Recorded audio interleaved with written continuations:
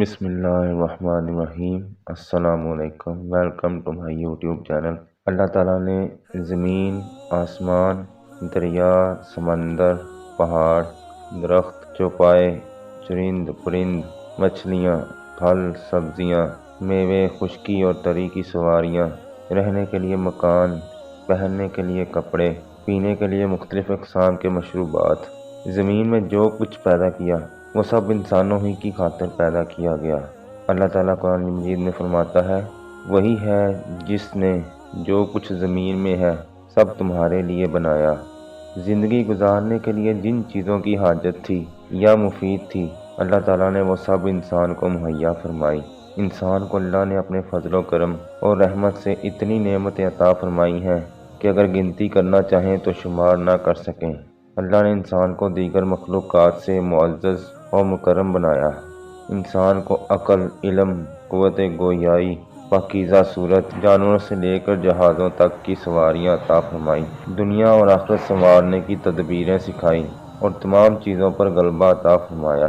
قوت تسخیر بخشی کہ آج انسان زمین اور اس سے نیچے یوں ہی ہواؤں بلکہ چاند تک رسائی اور مریخ تک کی معلومات حاصل کر چکا ہے۔ باطنی کمالات و فضائل کے ساتھ اللہ تعالیٰ نے انسان کو ظاہری شکل و صورت میں بھی ممتاز بنایا۔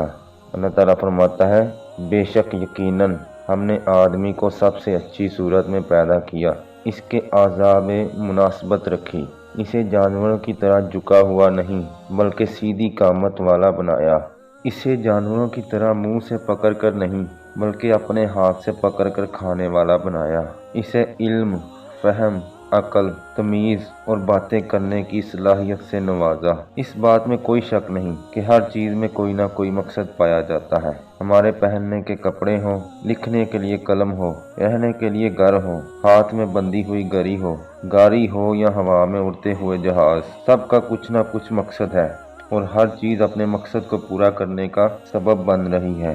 جب کائنات کی ہر چیز اپنے اندر کوئی نہ کوئی مقصد رکھتی ہے تو کیا انسان بے مقصد پیدا کیا گیا ہے؟ ترجمہ: تو کیا تم یہ سمجھتے ہو کہ ہم نے تمہیں بیکار بنایا اور تم ہماری طرف لوٹائے نہیں جاؤ گے؟ اس مقصد کی رہنمائی کرتے ہوئے اللہ تعالیٰ ارشاد فرماتا ہے، اور میں نے جن اور آدمی اسی لیے بنائے کہ میری عبادت کریں۔ عبادات کے ذریعے بندہ قرب الہی حاصل کرتا ہے۔